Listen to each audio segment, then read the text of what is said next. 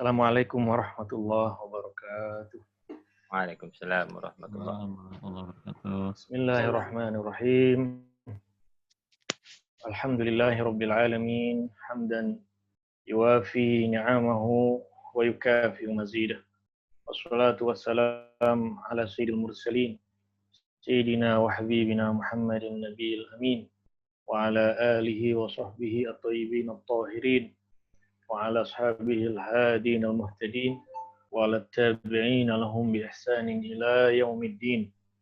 Amma ba'du. نويت التعلم والتعليم والنفع والانتفاع والمذاكرة والتذكير والإفادة والاستفادة والحث على التمسك بكتاب الله وسنة رسوله والدعاء إلى الهدى والدلالة على الخير ابتغاء وجه الله بقربه وثوابه سبحانه. سبحانك لا علم لنا إلا ما علمتنا إنك أنت العليم الحكيم. رب اشرح لي صدري ويسر لي أمري واحلل عقدة من لساني يفقه قولي وشدد لساني واهد قلبي بحق سيدنا محمد صلى الله عليه وسلم. Allahumma barik alaihi. Yang terhormat rekan-rekan mobility Majelis Malam Kemis dimanapun Anda berada yang dirahmati Allah Subhanahu wa Ta'ala, kita bersyukur kepada Allah dengan memanjatkan puji dan syukurnya setinggi-tingginya atas segala limpahan karunia nikmat, wabil khusus nikmatul iman wal Islam wa kafa bihima min ni'mah, dan tentunya juga sehat al-afiyah, bagian dari kenikmatan yang luar biasa.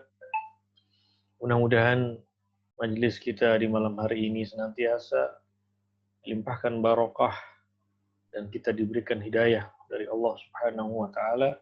Amin ya rabbal alamin.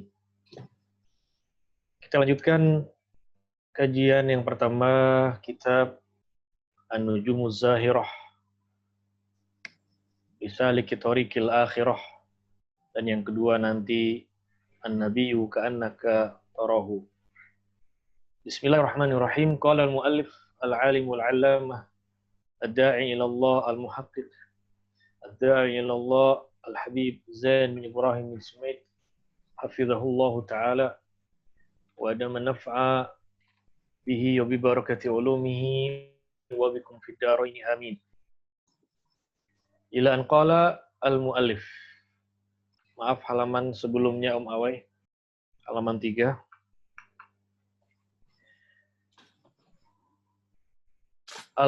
Al-qaili sabaqal mufarriduna. Sabaqal mufarriduna qalu wa mal mufarriduna ya Rasulullah. Qala al-mustahtaruna bi dzikrillahi wa du'a dzikru anhum. Halaman berikutnya Om Awai. Wa du'a dzikru anhum auzaruhum fawaradul qiyamata khifafa. Wa fi riwayatin li muslimin adzakiruna Allah katsira wadzakirat sallallahu alaihi wa ala alihi wa sahbihi wasallam tasliman katsira. Baik, halaman sebelumnya Om Awai. Malam hari ini kita lanjutkan masih dalam muqaddimatul kitab. Dalam muqaddimah, bahwa setiap pengarang di dalam menyusun karya tulisannya selalu memulai dengan basmalah, sudah kita bahas. Kemudian hamdalah sudah kita bahas. Kemudian keterangan mengenai apa yang dimaksud, yang dimuat dalam buku ini juga sudah dibahas. Kemudian ada sholawat dan salam, pertemuan yang pekan lalu juga sudah dibahas. Maka kita lanjutkan ketika pengarang menuliskan wassalatu wassalam ala asyrafil anbiya wal mursalin sayyidina Muhammadin al-qaili. Pengarang menulis salawat dan salam atas junjungan yang mulia Nabi dan Rasul, yaitu Sayyidina Muhammad al-qaili. Al-qaili berarti bahwa Nabi Muhammad yang mengucapkan apa mengucapkan al-hadis, yang mana al-hadis yang akan kita bahas malam hari ini berkaitan tentang maksud dari isi dan muatan buku ini. Kalau sebelumnya ketika pengarang menjelaskan mengawali muqaddimah dengan hamdalah, pengarang mencantumkan ayat 41, 42 surah Al-Ahzab dan surah Al-Ahzab juga pada ayat 35. Dan ketika pengarang melanjutkan dengan sholawat dan salam, pengarang pun mencantumkan satu hadis yang mana hadis ini memuat tentang tujuan dan maksud apa buku ini. Beliau mencantumkan al-qaili bahwa Nabi Muhammad yang mengucapkan satu hadis. Apa hadisnya? Sabaqal mufarriduna. Apa itu sabaqo? Sabaqo itu adalah berlomba-lomba dan mencapai finish terlebih dahulu. Ya, kalau kita sering mendengar acara musabaqah tilawatil Quran, maka maksudnya adalah lomba membaca Al-Quran. Dan sabaqah ini adalah akar kata dari musabaqah, ya, perlombaan, berlomba. Maka yang dimaksud dalam hadis ini sabaqal mufarriduna. Sabaqo, ya, artinya yang dimaksud di sini adalah bukan berlomba tapi lebih dulu mencapai finish. Ya. Orang yang berlomba-lomba dalam kebaikan tapi dia terlebih dahulu paling awal mencapai finish. Siapa yang mencapai finish terlebih dahulu? Rasulullah menyebutkan al-mufarridun. Rasulullah mengucapkan al-mufarridun. Dan istilah al-mufarridun ternyata bagi sebagian besar sahabat-sahabat Rasulullah tidak memahami apa istilah kata al-mufarridun. Maka dalam hadis berikutnya, dalam redaksinya ini, qalu, siapa yang bertanya? Qalu, para sahabat-sahabat bertanya kepada baginda Nabi. Karena Nabi Muhammad mengucapkan satu istilah telah sampai ke garis finish atau telah sampai mendahului kita al-mufarridun. Orang-orang yang sudah terlebih dahulu mendahului kita secara perlombaan. Ya. Kalau dulu Om Awai pernah menang lomba irit mobilio, berarti kalau orang menang lomba itu artinya dia terlebih dahulu melampaui dari lawan-lawannya. Nah, Rasulullah ketika mengucapkan sabaqal mufarridun, al-mufarridun itu telah melampaui, telah mendahului, mereka terdepan. Tapi istilah al-mufarridun ini masih asing di kalangan para sahabat Rasul. Makanya mereka bertanya, mereka bertanya kepada Nabi, wa mal mufarriduna ya Rasulullah. Ya Rasulullah, siapa itu yang engkau maksud dengan al-mufarridun? Jadi sahabat Rasulullah ini bertanya-tanya karena apa? Karena terheran ada istilah baru yang Rasulullah ucap, yang mana orang-orang al-mufarridun ini kenapa dia lebih dahulu? Kenapa melampaui kami? Kenapa dia mencapai garis finish terlebih dahulu? Makanya bertanya sahabat Rasulullah, wamal mufarridun ya Rasulullah, siapa itu orang-orang yang kau sebut al-mufarridun? Qala, Nabi Shallallahu Alaihi Wasallam menjawab pertanyaan dari para sahabatnya. Al-mufarridun itu adalah al-mustahtaruna bidzikrillahi. Al-mustahtaruna bidzikrillah. Rasulullah menyebut, ya, menjelaskan apa maksud al-mufarridun. Siapa itu orang-orang al-mufarridun? Rasulullah menjawab, al-mustahtaruna bidzikrillahi. Al-mustahtarun adalah orang-orang yang selalu banyak berzikir. Orang-orang yang banyak jumlah bilangannya. Apa? Dizikrillah dengan menyebut dan mengingat Allah Subhanahu wa taala. Jadi bizikrillah ini dengan mengingat Allah bukan berarti kita ini hanya satu tumpuan menyebut lafzul jalalah saja. Allah, Allah, Allah, bukan. Tapi dengan beragam kalimat-kalimat thayyibah, ucapan-ucapan yang baik, yang mana ucapan-ucapan itu tujuannya adalah untuk mengingat Allah Subhanahu wa taala. Di antaranya istighfar, tasbih, tahmid, takbir, sholawat, dan lain sebagainya. Termasuk membaca Al-Quran, itu juga adalah zikrillah.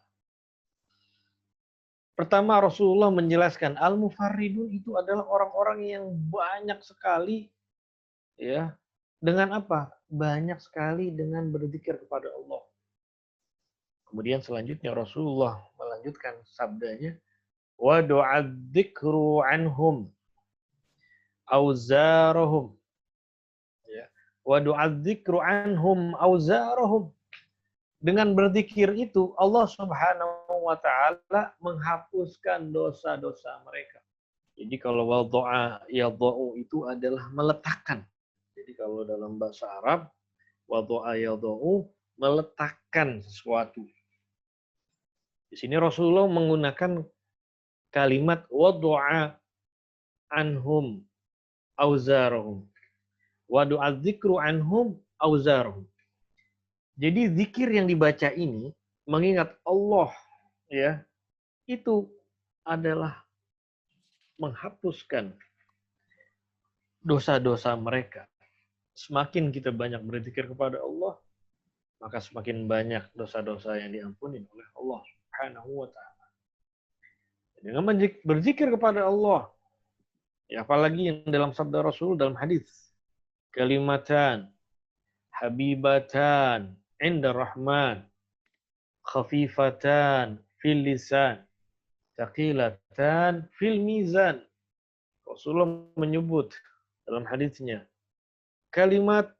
dua kalimat habibatan yang sangat dicintai Allah, thaqilatan fil lisan, mudah diucapkan dua kalimat ini, ya, khafifatan fil lisan, mudah dibaca kalimat ini, thaqilatan fil mizan, mudah dibaca tapi nilai kandungan pahalanya di sisi Allah amatlah berat. Apa yang Rasulullah maksud? Subhanallah walhamdulillah wala ilaha illallah Allah. Dalam hadis lain diriwayatkan subhanallah bihamdi subhanallahil azim. Ini dua kalimat yang ringan dibaca, diucap oleh kita, namun memberatkan timbangan amal baik kita. Makanya dalam hadis ini Rasulullah mengatakan wa du'adzikru anhum auzarahum. Siapa itu al-mufarridun? Orang-orang yang melampaui kita, orang-orang yang terdepan dari kita, orang-orang yang mencapai garis finish dari kita. Mereka adalah al-mustahtarun bi dzikrillah, orang-orang yang banyak sekali berzikir kepada Allah. Dan dengan zikirnya yang dibaca menghapuskan dosa-dosa mereka. Fawarodul qiyamata khifafa. Rasulullah mengakhiri hadis yang menjelaskan mengenai al-mufarridun. Siapa itu al-mufarridun? Fawarodul qiyamata khifafa. Warodu. Artinya orang-orang yang berzikir, nanti mereka ketika di hari kiamat, berkumpul di hari kiamat, khifafa, enteng, artinya itu mereka tidak membawa dosa sedikit pun. Jadi mereka orang-orang yang nanti banyak berzikir di hari kiamat, karena saking banyaknya berzikir, dosa-dosanya Allah ampuni, jadi di hari kiamat mereka itu tidak ada beban sama sekali di pundaknya. Ya, karena apa? Dosa-dosa yang di pundak itu diampuni, dihapuskan oleh Allah dengan banyak berzikir. Dan mereka al-mufarridun, orang-orang yang banyak berzikir itu, nanti di hari kiamat mereka akan terasa ringan bebannya nanti tidak ada dosa yang dibawa. Ya kalau kita dahulu melihat ya orang-orang membawa barang dipanggul. Ya kalau sekarang kan namanya luggage ya, koper. Kalau orang bepergian, koper itu kan ada trolinya sekarang. Terus ada rodanya, diputer 360 derajat. Sekarang teknologinya, bahkan ada yang ada remote-nya. Tapi zaman dahulu, orang-orang tua kita dahulu, koper itu di pundaknya, dipanggul. Seperti pekerja-pekerja kuli panggul di Tanah Abang, di Tamrin City, di pelabuhan, itu dipanggul. Itu ada beban berat yang dibawa. Seperti itulah gambarannya orang-orang yang membawa dosa. Tapi Rasulullah SAW menjelaskan, orang yang banyak berzikir kepada Allah, di hari kiamat mereka itu sangat ringan, enteng. Tidak ada beban berat dari dosa-dosanya. Kenapa? Karena mereka al-mustahtarun bidzikrillah. Mereka banyak sekali berzikir kepada Allah. Yang mana zikirnya itu bisa menghapuskan, menghilangkan dosa-dosa yang dibawa dari perbuatannya yang menjadi merupakan beban yang dibawa di hari kiamat. Wa fi riwayatin li Muslim. Pengarang melanjutkan menambahkan satu hadis riwayat Imam Muslim yang berkaitan mengenai fadilah berzikir ini. Az-zakirunallaha katsiran waz-zakirat. Wa fi riwayatin li Muslim, al-mufarridun itu adalah az-zakirunallaha katsiran waz-zakirat. Imam Muslim menambahkan dalam riwayatnya ketika Rasulullah menjelaskan siapa itu sosok al-mufarridun. Al-mufarridun itu dalam hadis riwayat Muslim, az-zakirunallaha katsiran waz-zakirat. Az-zakirun adalah golongan laki-laki yang banyak berzikir. Ingat, pada siapa? Pada Allah. Waz-zakirat adalah golongan wanita yang banyak berzikir. Ingat kepada Allah Subhanahu wa ta'ala. Jadi di sini keterangan hadis ini sudah jelas bagi kita. Pengarang mencantumkan satu hadis ini di dalam muqaddimah kitab.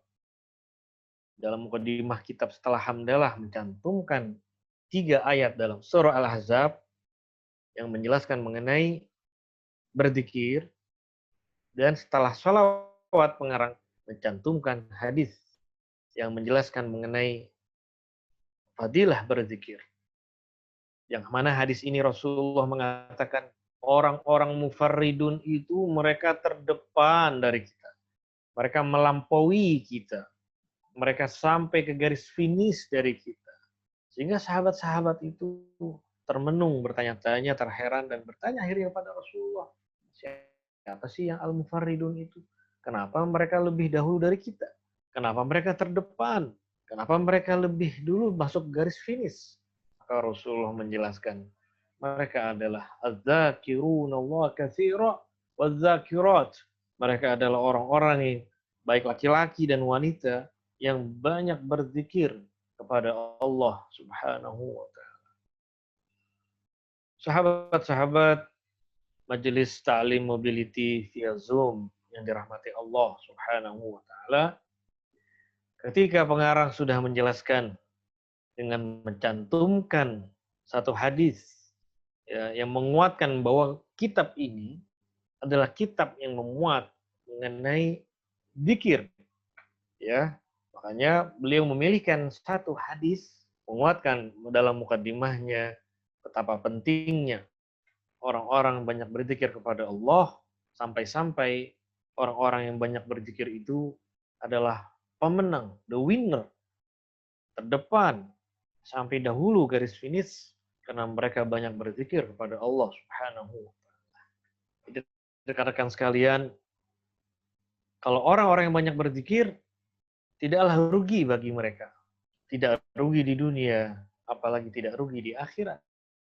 Karena jelas sekali hadis ini Rasulullah SAW menjelaskan bahwa nanti orang-orang yang banyak berzikir, tentunya mereka akan berada di saf terdepan. Mereka akan berada di bangku-bangku VVIP. Orang-orang yang banyak berzikir, mereka akan duduk ya di dalam barisan orang-orang soleh, bahkan barisan para nabi dan rasul dan orang-orang syuhada.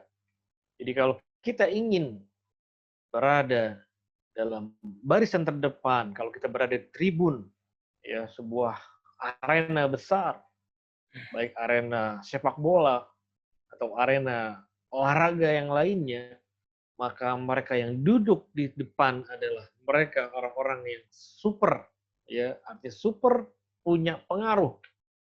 Tidak ada orang-orang biasa yang duduk di depan.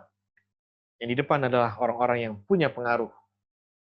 Maka orang-orang yang banyak berzikir di dunia, nanti Allah akan memberikan mereka priority. Ya, di surga masuk dulu, dan ditempatkan lebih dahulu, dan mereka ada dalam barisan duduknya para nabi dan rasul. Makanya pantas Rasulullah bilang, sabaqal mufarridun. Orang-orang al-mufarridun itu lebih dulu dari kita.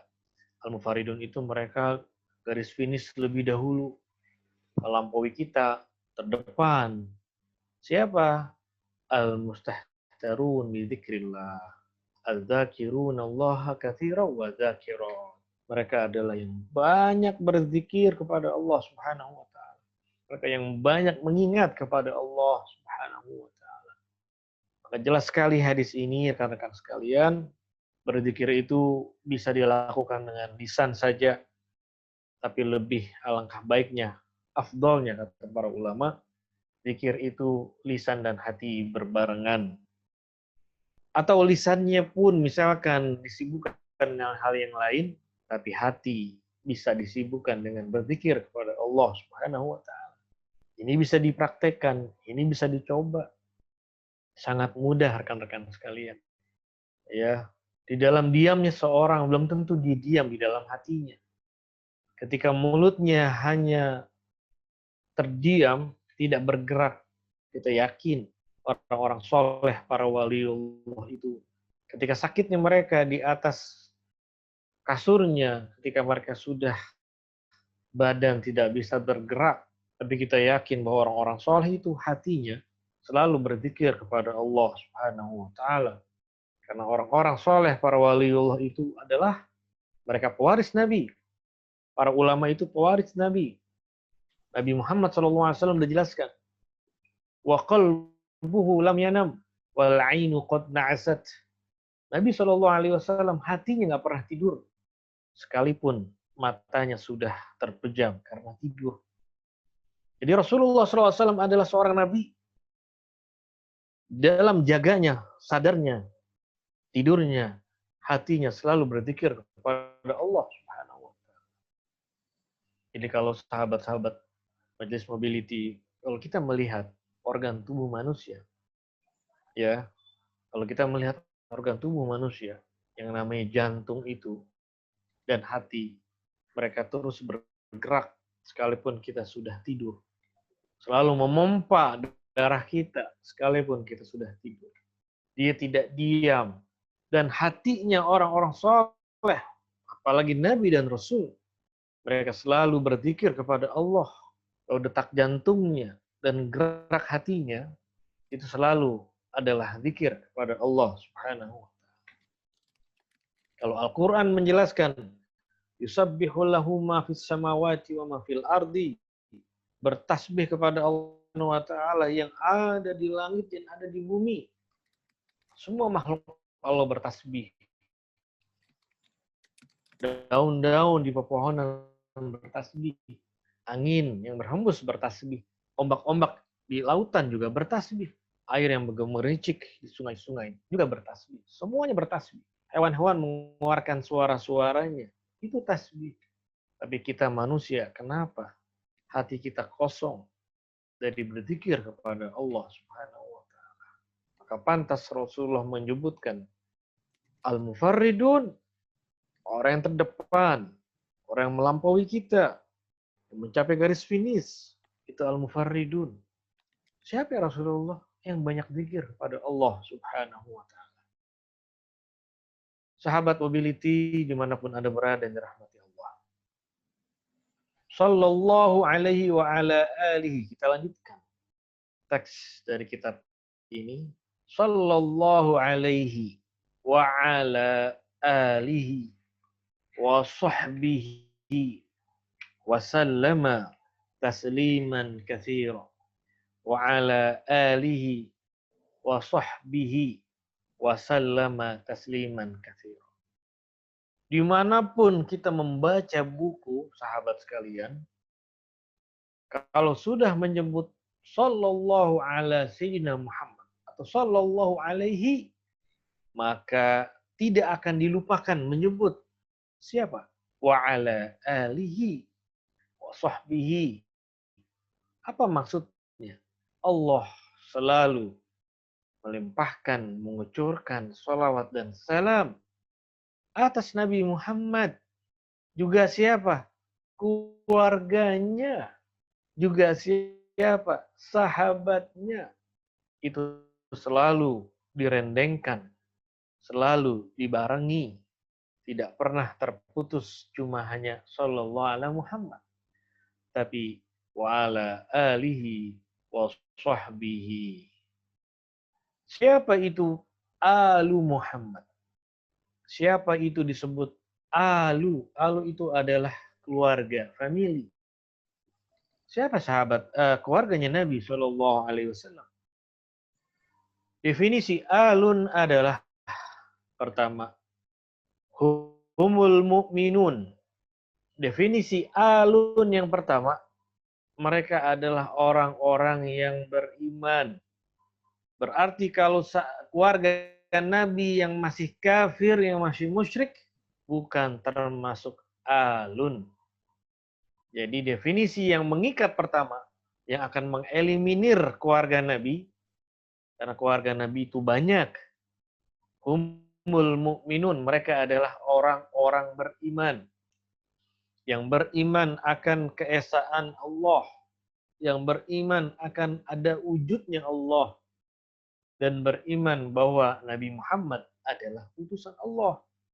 Maka definisi alun yang pertama, humul mu'minun. Pertama adalah mereka orang-orang beriman. Disebut keluarga Nabi. Siapa keluarga Nabi? Mereka orang-orang yang beriman.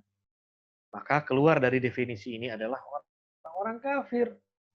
Keluarga Nabi yang kafir nggak masuk dalam keluarga, nggak masuk dalam doa ini.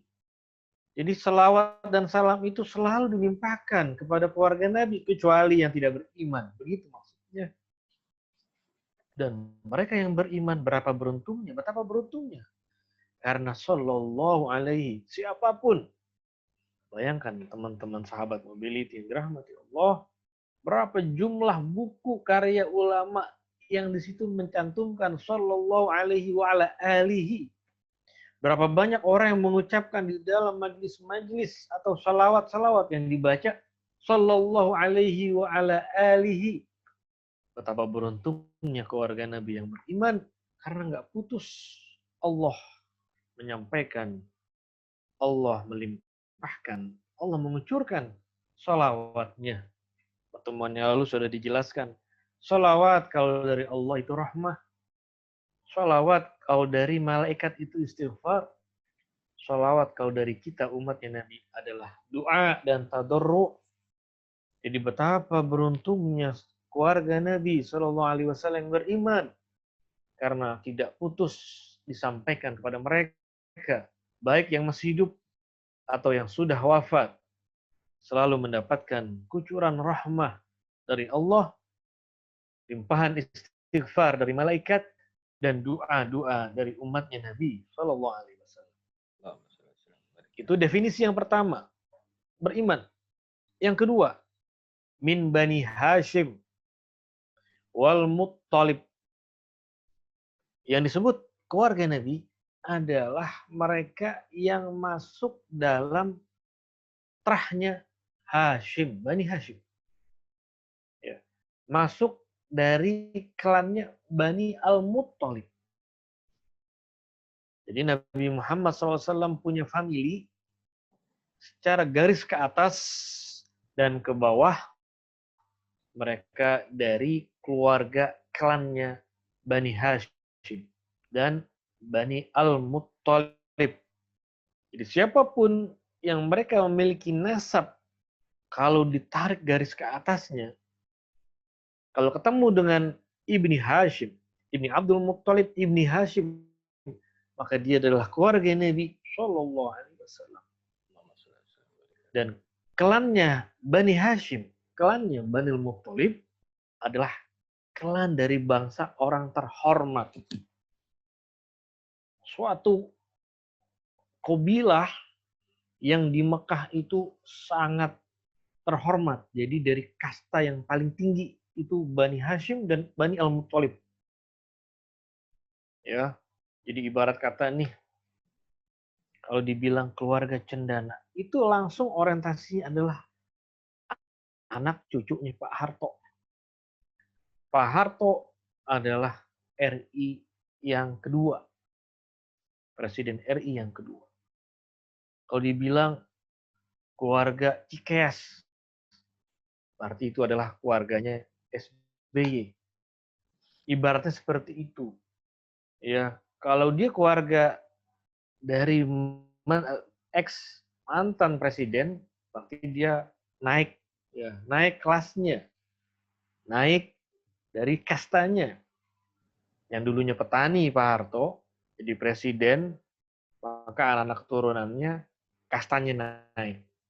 Ya, yang dulu misalkan juga SBY misalkan hanya tentara biasa dari golongan orang-orang biasa, ketika dia karirnya naik terus sampai jadi presiden, maka keluarga ke bawahnya itu akan menjadi naik kelasnya dan naik kastanya. Dan keluarga Bani Hashim dan Muttalib itu mereka adalah keluarga terhormat, terpandang. Ya, tidak hanya dari pengaruh, tapi juga mereka adalah orang-orang yang kaya raya. Jadi keluarga Bani Hashim dan Muttalib di Mekah, mereka adalah keluarga yang memiliki harta yang berlimpah. Dan mereka adalah keluarga yang punya pengaruh, yang karisma di kota Mekah. Jadi itu adalah definisi alun. Ya, definisi keluarga Nabi. Pertama, mereka beriman kepada Allah dan Rasul-Nya. Kedua, dikerucutkan lagi. Jadi keluarga Nabi yang beriman, yang mana? Yang masuk dalam nasabnya, bersambung kepada terahnya Bani Hashim dan Bani Al-Muttalib. Itu alun, keluarganya Nabi Sallallahu Alaihi Wasallam. Ya, definisi ini juga ya yang dijelaskan oleh Imam Syafi'i. Al-Mu'minun, mereka adalah orang beriman yang masuk dalam terah klannya Bani Hashim dan Muttalib. Wa ala alihi, salawat dan salam Allah limpahkan, Allah kucurkan kepada Nabi Muhammad dan juga ke atas keluarganya Nabi, atas keluarganya Nabi. Sahabat-sahabat pengajian malam Kamis Mobility dimanapun Anda berada yang dirahmati Allah, dalam Al-Quran Allah menjelaskan ya, mengenai keluarga Nabi. Rasulullah SAW menerima wahyu dari Allah, ya, bahwa Allah menjelaskan di dalam Al-Quranul Karim, di situ maknanya bahwa Rasulullah SAW Allah utus untuk menyampaikan risalah pesan-pesan yang sangat suci dari Allah untuk disampaikan kepada umatnya. Dan Allah ngajarin kepada Nabi Muhammad, wahai Muhammad, engkau sudah bersusah payah, lelah, sangat capek, dan berkorban begitu besar untuk menyampaikan dakwah Islam ini kepada orang, untuk mengajak beriman kepada Allah dan Rasul-Nya. Katakanlah wahai Muhammad, ya, bahwa aku tidak mengharapkan pembalasan atau imbalan dari kalian. Enggak. Nabi SAW sudah sangat berkorban dalam hidupnya. Ya, sekalipun nyawa, ya, sekalipun resiko itu nyawa bagi dirinya atau keluarganya. Tapi Rasulullah SAW diajarkan oleh Allah untuk tidak meminta imbalan atas apa yang Allah perintahkan. Tapi kata Nabi Muhammad, atas perintah Allah, tapi satu hal. Apa? Keluargaku, kerabatku, keturunanku, mohon diperhatikan. Begitu Allah ajarkan kepada Nabi Muhammad SAW. Nabi diajarkan untuk tidak meminta imbalan atas dakwahnya, atas risalah yang beliau sampaikan kepada kita. Tapi satu hal, Nabi SAW berharap kepada kita, umatnya. Untuk apa? Untuk memiliki perhatian. Untuk memiliki kepedulian kepada siapa? Kepada keluarganya Nabi SAW. Contoh, misalkan rekan-rekan mobility, Om Hans ya, Om Kinton, punya guru dari kecil dulu. Guru yang ngajarin Om Kinton sama Om Hans bisa mengenal alif, ba, ta, sa, huruf hijaiyah. Yang mengenalkan kepada Om Kinton dan Om Hans huruf al-hijaiyah dari alif sampai ya, sampai bisa membaca huruf sambung, sampai mengerti ketukan fathah, kasroh, dhammah, sukun, sampai bisa membaca dengan hukum-hukum membacanya, mengenal apa itu tajwid. Tajwid itu banyak jabarannya, ada istilahnya idgham, ada istilahnya ikhfa, ada istilahnya izhar, dan lain sebagainya. Begitu guru kita meninggal, mereka yang mengajarkan kita alif ba. Ya. Om Kinton dan Om Hans mengingat kebaikan jasa gurunya. Akhirnya Om Kinton dan Om Hans ya datang kepada sanak famili gurunya, mengingat akan jasa gurunya yang sudah meninggal, tapi memiliki anak, ya, memiliki anak keturunannya. Dibawainlah misalkan beras 1 bal, sekarung, contoh, ya Om Hans, contoh, kirimin tuh beras sebal. Berasnya udah, Om Kinton siapin sembakonya yang lain. Mie-nya 2 dus. Ada gulanya, ada tehnya. Bahkan ada lagi amplop sama isinya. Sampaikan kepada sanak familinya. Siapa Anda nih? Saya dulu murid dari almarhum. Dulu ngajarin saya, dia mengajarkan alif, ba, ta, sa, sampai saya bisa membaca Al-Quran dengan baik. Itu namanya memberikan kepedulian dan perhatian kepada orang yang sudah berjasa kepada kita. Apalagi Nabi Muhammad SAW, orang yang paling berjasa bagi kehidupan kita. Nabi Muhammad itu punya hak prerogatif memberikan syafaat. Nabi SAW itu memegang hak tunggal yang namanya asy-syafa'atul uzma. Apa asy-syafa'ah? Asy-syafa'ah itu adalah pembelaan, pertolongan yang diberikan oleh baginda yang mulia Nabi Muhammad untuk umatnya. Para nabi dan rasul yang lain nggak pegang itu. Cuma Nabi Muhammad yang memegang hak tunggal apa? Asy-syafa'ah. Syafaat dari Nabi SAW.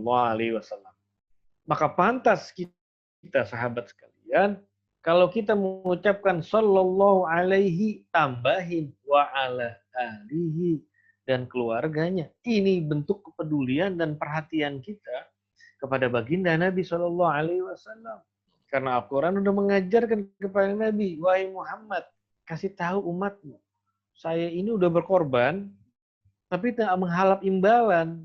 Saya cuma satu, saya kepingin nanti saya kalau udah meninggal, saya wafat, kalian semua perhatikan keluarga saya. Termasuk kepedulian dan perhatian kita adalah mendoakan mereka. Maka di sini sallallahu alaihi wa ala alihi. Sholawat terlimpahkan atas Nabi Muhammad dan juga keluarganya. Ya makanya sahabat-sahabat pengaji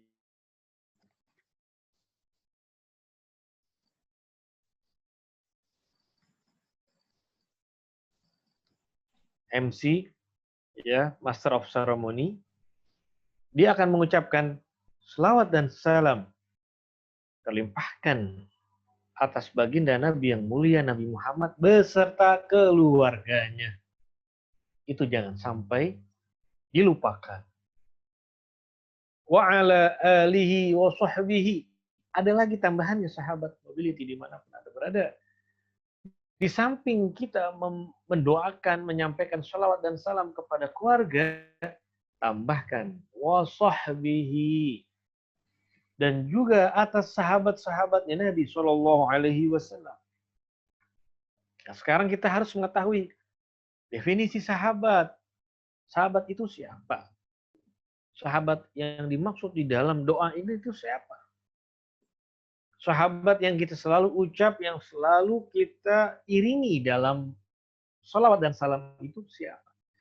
Apakah sahabat ini sama seperti di dalam kehidupan kita? Anda sahabat saya. Apakah sama?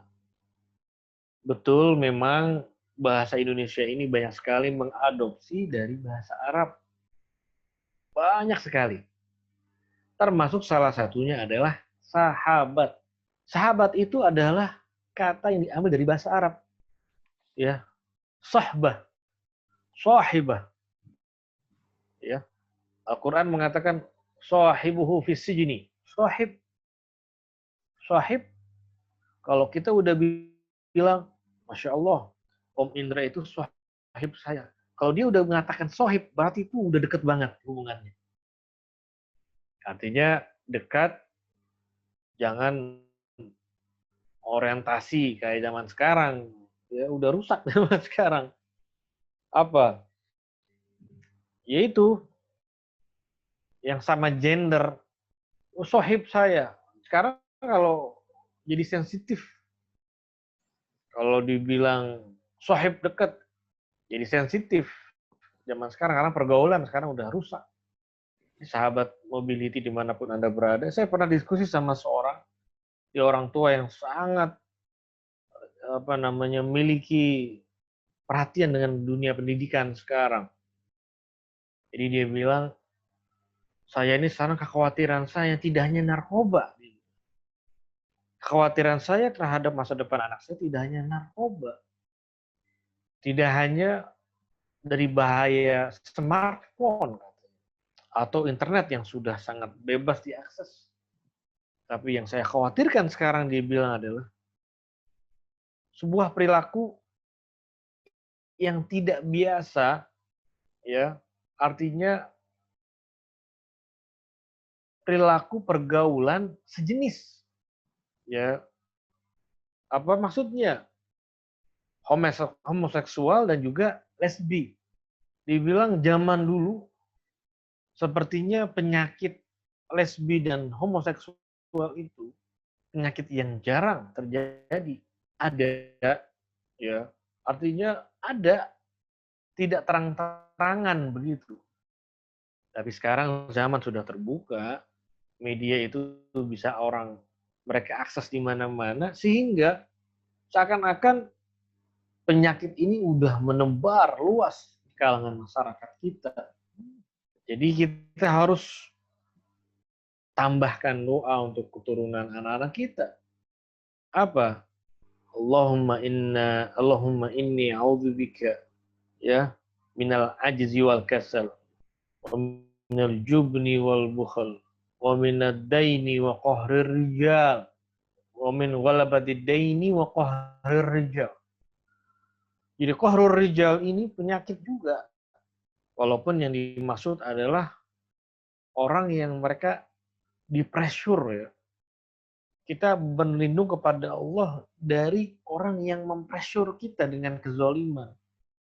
Bisa juga kita maknai pressure itu adalah sebuah penyakit dari penyakit apa? Tadi, antar sejenis, itu kan pressure. Ya, dalam kehidupan, jadi orang harus mencintai seorang karena hubungan sesama jenis. Itu sangat terjadi sekarang banyak sekali. Dan kita ngelihat orang yang tubuhnya kekar, dia berjenggot, berkumis, tapi ternyata ada penyakit itu yang orang melihat secara zahir dia orang sehat, tapi ternyata dia adalah pasangan sejenis. Wal'iyadzubillahi ta'ala. Nas'alullah ta'ala al-afwa wal-afiyah. Jadi jangan apa namanya kita menyangka penyakit sejenis ini itu hanya terjadi di kalangan garis bawah. Tidak. Ternyata banyak juga terjadi di kalangan orang-orang menengah ke atas. Itu penyakit yang terjadi pada zaman sekarang yang harus kita berlindung pada Allah Subhanahu wa taala. Jadi kalimat sahib biasa itu identik udah deket banget. Makanya digunakan kalimat sahib, sahibah yashabu ini diambil diadopsi dari bahasa Arab. Baik, wa ala alihi wa sahbihi. Orang yang berdoa melimpahkan salawat dan salam kepada Nabi Muhammad beserta keluarganya, wa sahbihi dan sahabat-sahabatnya. Apa definisi sahabat?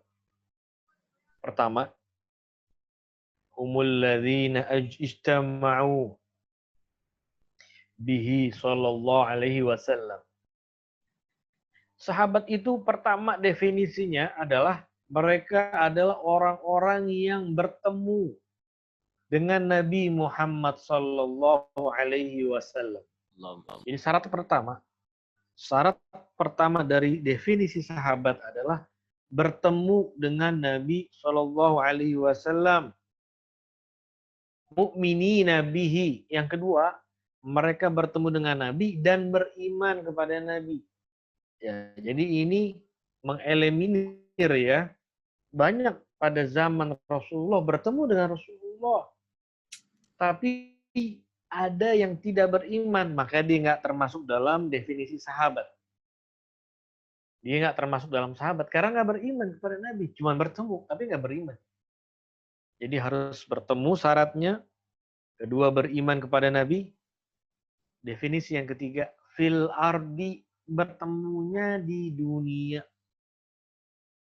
Jadi waktu Rasulullah Mi'raj, sebelum Mi'raj, Isra dulu, Rasulullah diberangkatkan, ya, diperjalankan dari Makkah, Masjidil Haram, ke Yerusalem, Masjidil Aqsa.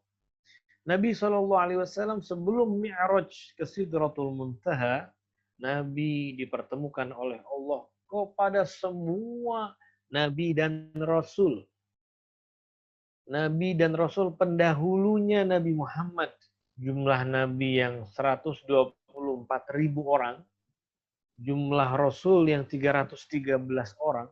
Itu semua berkumpul di Masjidil Aqsa sebelum Nabi Muhammad Mi'raj.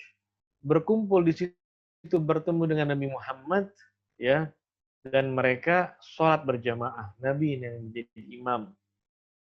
Nah, apakah termasuk sahabat mereka? Tidak. Karena bertemunya bukan fil ardi, artinya bertemunya itu bukan saat mereka masih hidup. Nabi dan Rasul yang bertemu dengan Nabi di Masjidil Aqsa, itu mereka sudah wafat, nabi-nabi terdahulu. Dan ketika Rasulullah Mi'raj bertemu dengan Nabi Fulan, ketemu Nabi Musa, ketemu Nabi Isa, ketemu Nabi Ibrahim, itu bukan dikatakan sahabat karena bertemunya bukan di dunia. Ya. Banyak para ulama-ulama, orang-orang soleh, para waliullah bermimpi ketemu Nabi Muhammad SAW. Apakah dikatakan sahabat? Tidak. Karena apa? Karena ketemunya bukan di dunia, itu hanya di dalam mimpi. Jadi kalau dia mengklaim saya sahabat Nabi, karena saya ketemu Nabi, iya betul, tapi ketemunya bukan fil ardi, ketemunya bukan di dunia. Anda ketemu dengan Nabi dalam mimpi Anda, maka tidak termasuk dalam definisi sahabat. Definisi yang berikutnya yang keempat, fi hayatihi, bertemu dengan Nabi, beriman di dunia, fi hayatihi, waktu Nabi masih hidup. Jadi kalau ketemu Nabi Muhammad di dalam mimpi, nggak masuk dalam golongan sahabat. Karena dia bertemunya dengan secara mimpi. Sementara Rasulullah udah meninggal. Jadi ketemu Nabi fi hayatihi, pada saat Rasulullah masih hidup. Definisi sahabat yang terakhir, itu yang kelima, ba'dan nubuwah.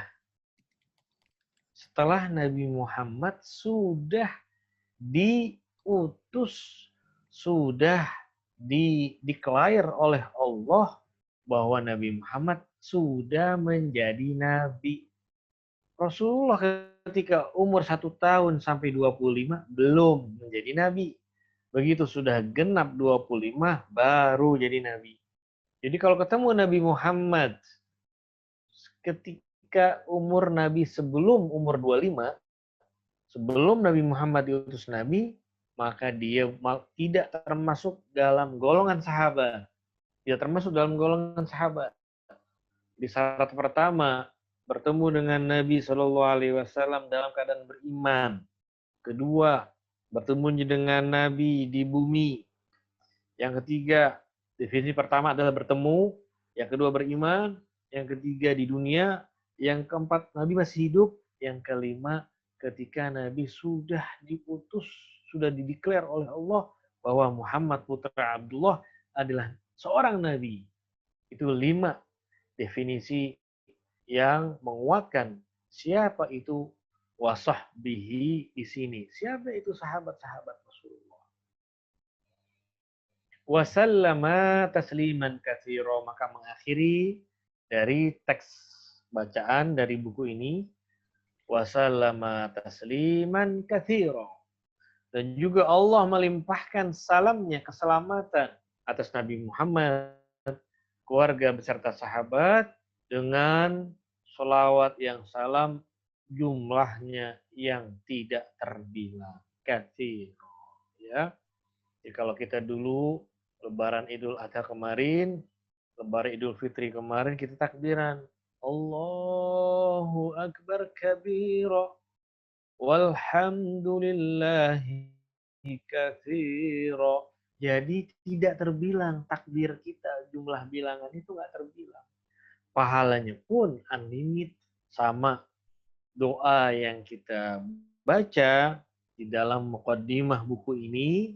Pengarang mencantumkan sallallahu alaihi wa ala alihi wa sahbihi wasallam tasliman katsir. Semoga Allah melimpahkan salawat dan salam atas junjungan yang mulia Nabi Muhammad SAW beserta keluarga dan sahabatnya dengan jumlah yang tidak terbilang. Baik, majelis pengajian mobility dimanapun Anda berada dirahmati Allah. Jika ada pertanyaan yang ingin disampaikan, silahkan.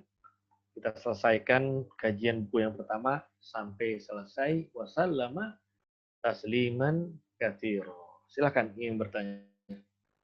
Ya, silakan ada yang mau bertanya. Bisa langsung di-unmute mic-nya. Nanti kita baru lanjut ke pembahasan berikutnya.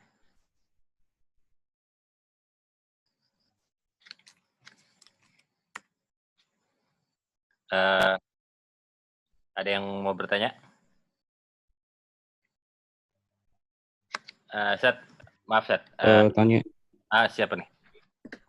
Sorry. Novan, Om. Oh, silakan Om Novan. Nanya. Ustadz, terkait dengan amalan zikir, Ya. itu kan beberapa kita sering mendengar ada Allahumma sholli ala Muhammad wa ala alihi washabihi wasallim. Sama Allahumma sholli ala Sayyidina Muhammad wa ala ali Sayyidina Muhammad, begitu Ustaz. Betul. Nah, dari dua itu mana sebetulnya Ustaz yang lebih keutamaan lagi nih? Sebaiknya mana yang akan kita dahulukan begitu Ustaz? Baik. Dan artinya apa begitu Ustaz? Terima kasih. Om Awi dengan Om siapa? Maaf tadi. Om Novan Ustaz. Om Novan. Baik Om Novan. Pertanyaannya tadi, Allahumma sholli ala Muhammad, Allahumma sholli ala Sayyidina Muhammad. Ya. ada diawali dengan Sayyidina. Ada juga yang tidak diawali dengan Sayyidina Muhammad. Kedua bacaan ini tidak salah. Boleh dibaca Allahumma sholli ala Muhammad. Boleh dibaca Allahumma sholli ala Sayyidina Muhammad. Kedua-duanya bagus, kedua-duanya boleh dan tidak menjadi salah. Tetapi ketika kita mengawali dengan Allahumma sholli ala Sayyidina Muhammad, ulama mengatakan itu menjadi hal yang paling utama. Secara keutamaan afdholiyah, bila mengawali dengan Sayyidina, itu menambah keutamaan bacaan sholawatnya. Kenapa? Karena Sayyidina ini adalah kita mengawali memanggil orang yang kita muliakan, orang yang kita tuakan, orang yang memiliki jasa kepada kita awali dengan Tuan. Kalau kita menghadap pada presiden, di hadapan presiden kita berbicara, tentunya kita akan mengawali dengan ucapan Bapak Presiden. Tidak langsung kita ucapkan Jokowi, ya, tapi kita awali dengan Bapak Presiden Jokowi. Kenapa demikian? Karena itu bagian dari penghormatan kepada seorang presiden. Ya, itu bagian dari sebuah apresiasi bahwa lawan bicara kita, dia secara kasta, ya, dia memiliki apa? Memiliki kehormatan karena dia seorang pemimpin negara. Nabi Shallallahu Alaihi Wasallam, Nabi wa Habibuna Muhammad Shallallahu Alaihi Wasallam adalah sosok manusia yang paling patut, yang sangat pantas, yang paling utama kita muliakan, kita junjung tinggi beliau, ya. Maka kita awali memanggil dan membaca sholawat. Allahumma sholli ala Sayyidina Muhammad. Allahumma sholli ala Sayyidina Muhammad. Sayyidina udah kita bahas, Om Novan, di pertemuan yang lalu, tapi tidak apa, mungkin Om Novan baru bergabung dalam pertemuan pengajian malam hari ini, ya. Maka Om Novan, saya jelaskan bahwa Sayyidina itu memiliki makna. Sayyidina itu memiliki makna. Memiliki makna Sayyidina yang pertama adalah orang yang mansada fi qaumi. Orang yang memiliki pengaruh di kaumnya. Orang memiliki pengaruh di kaumnya. Au man kathara jaishuhu. Sayyid itu adalah orang yang memiliki bala pasukan tempur yang banyak. Sayyid juga dimaknai bahwa adalah orang yang al-halimul ladzi la yastafizzuhu ghadab. Orang yang memiliki hati yang sangat lembut, yang mana tidak terpengaruh sedikit pun dengan kemarahan seseorang. Jadi ada lawannya sangat emosi, tapi dia tetap memiliki hati yang lembut.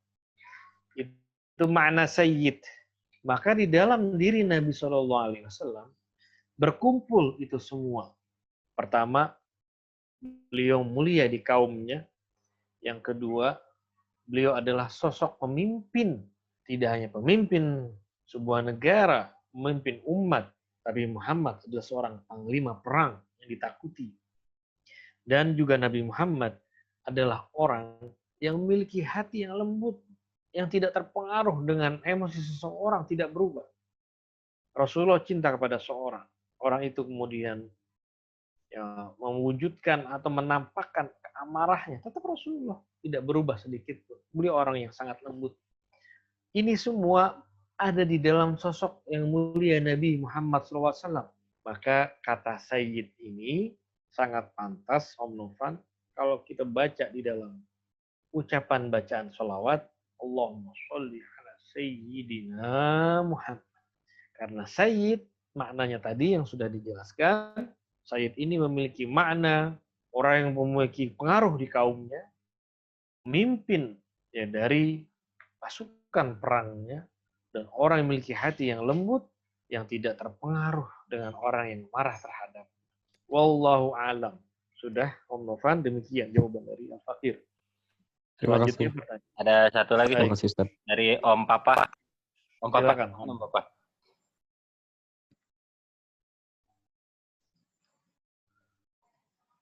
Emang namanya Papa ya, jadi manggilnya Om Papa. Ya, makanya. Ini Om Papa mau bertanya. Silakan. Ya, ya.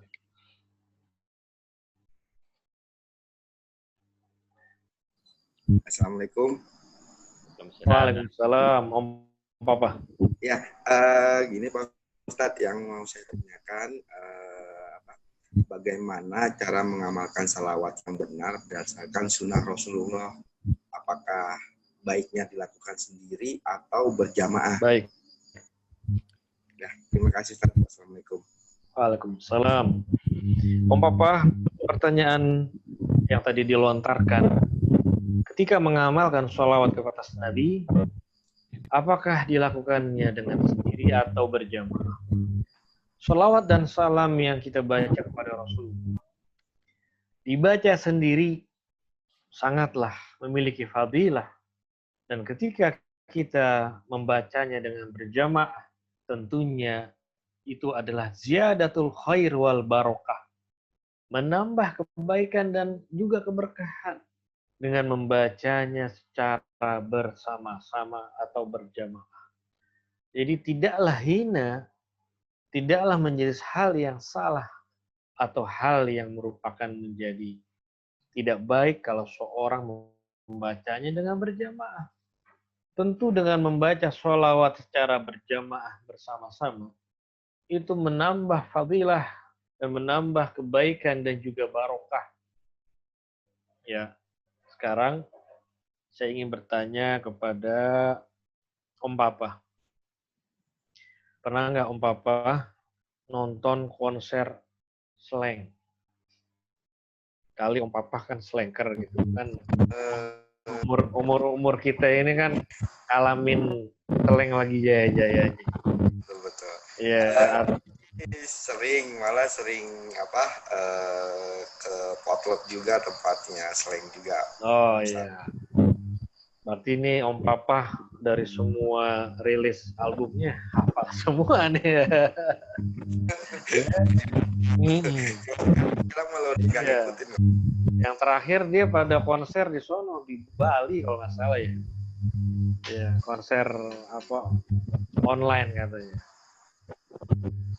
Jadi kalau Om Papa nih bela-belain beli tiket yang paling mahal karena harus duduk di depan dirinya. Iya, kenapa? Katanya supaya dapat feel-nya.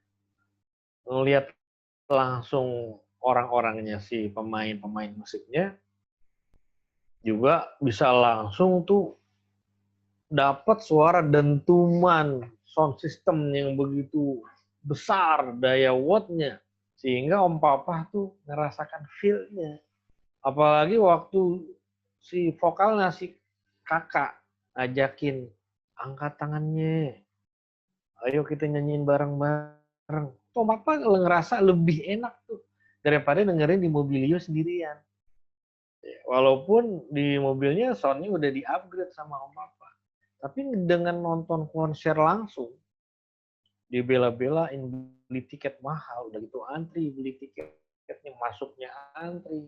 Udah gitu pakai Pampers lagi Om Papa. Oh pakai Pampers. Saya ini udah dapat cerita dari orang nih. Dia ini ngefans banget sama yang namanya siapa tuh? Allahumma sholli ala sayyidina Muhammad. Yang dari luar lah, ya. K-pop. Yang dari luar. Dia nonton bela-belain beli tiket ke Singapura, dia antri pakai Pampers. Saya heran pakai Pampers, kenapa?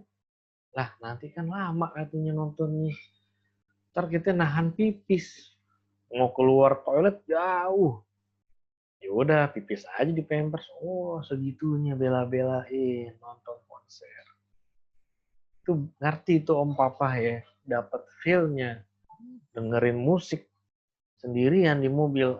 Nonton konsernya itu beda Om Papa. Jadi kalau kita berzikir, baca sholawat sendirian megang tasbih, dengan kita hadir majelis zikir, baca sholawat bareng-bareng, apalagi di situ majelisnya ada hadrohnya, ya, ada rebananya, yang mana kita ngerasakan syahdu dengan diiringin dengan hadroh atau rebana-rebana yang sungguh menawan, ya, antara suara vokal dan ketukan dari rebana. Rasakan feel, ya Allah, nikmat berzikir ini secara bersama-sama. Jadi Om Papa, berzikir bersama-sama itu adalah sunnah Nabi.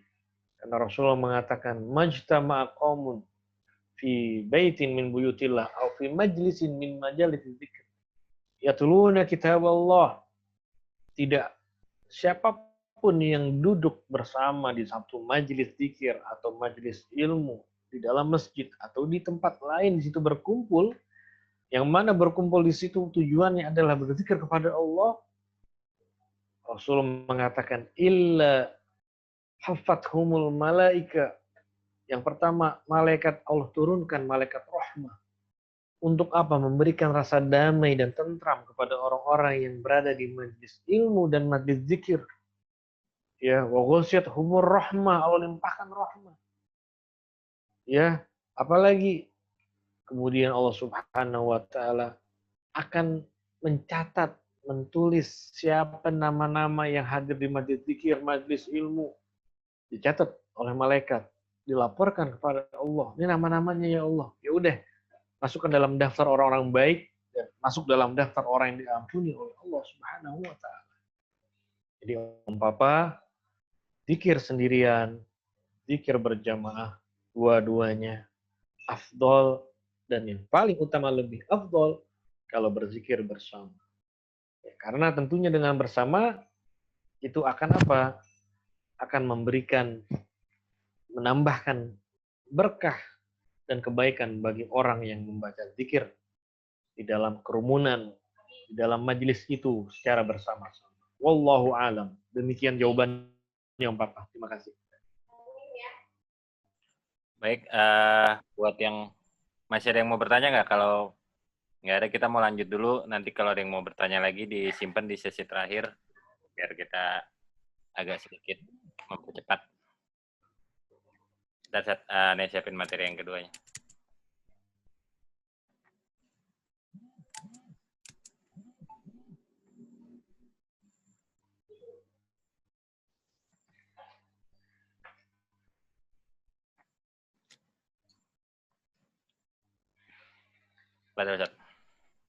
Bismillahirrahmanirrahim.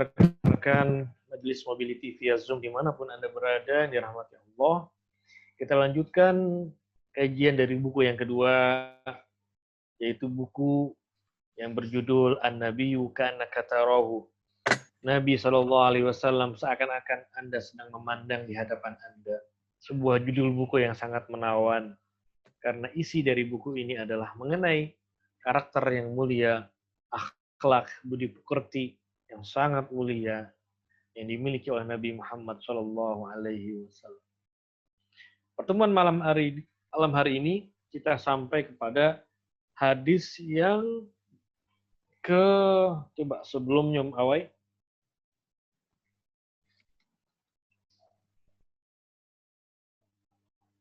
Ya. Ini ya? Ya, baik. Halaman kedua. Hadis yang ke-6 ya. Halaman yang nomor 3 Om Awai, mohon maaf. Ya, yang sekarang yang sip. Ya, ini. Tuh. Ya. Yang sip. Bismillahirrahmanirrahim. Wa kana sallallahu alaihi wasallam ya'sibu ala batnihi al-hajara minal ju'i. Saya ulang. Wa kana sallallahu alaihi wasallam ya'sibu ala batnihi al-hajara minal ju'i.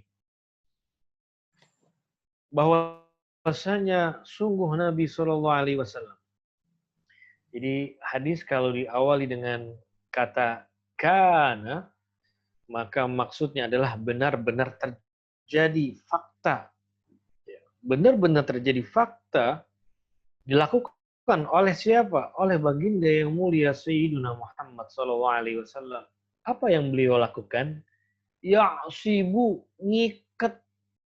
Ngikat apa?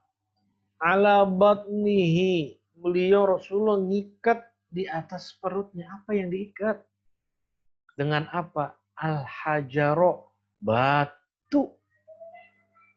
Batu diikat di atas perut Nabi SAW. Kenapa diikat? Minal ju'i. Karena Rasulullah itu lapar.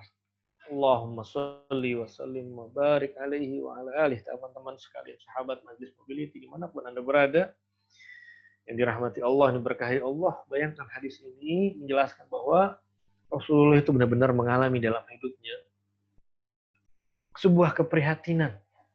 Jadi Rasulullah itu mengalami penderitaan, tapi bukan Rasulullah itu ingin menderita. Ini adalah suri tauladan mengajarkan kepada umatnya bahwa kalau hidup itu orang itu mengalami hidup ketika tatkala dia hidupnya lagi baik, lagi punya rezeki, tentu dia bisa makan hari itu dan esok hari. Tapi ada saudara-saudara kita, mungkin kita bagian dari itu, saat hari ini kita tidak bisa makan, besok pun belum kita memiliki rezeki, maka apa yang kita lakukan? Untuk menahan rasa lapar itu, apa yang kita lakukan? Rasulullah mengajarkan, ikat perutnya dengan batu. Sekarang sahabat-sahabat Majlis Mobility dimanapun Anda berada yang dirahmati Allah, kalau kita punya gesper, ya, punya gesper, apa bahasa lainnya gesper apa ya? Sabuk. Ya. Kalau orang bela diri, latihan bela diri pakai sabuk juga. Apa gunanya sabuk? Untuk mengikat kuat perut kita. Ya, kalau ibu-ibu habis ngelahirin tuh pakai apa tuh? Agen. Stagen. Itu mengikat perutnya.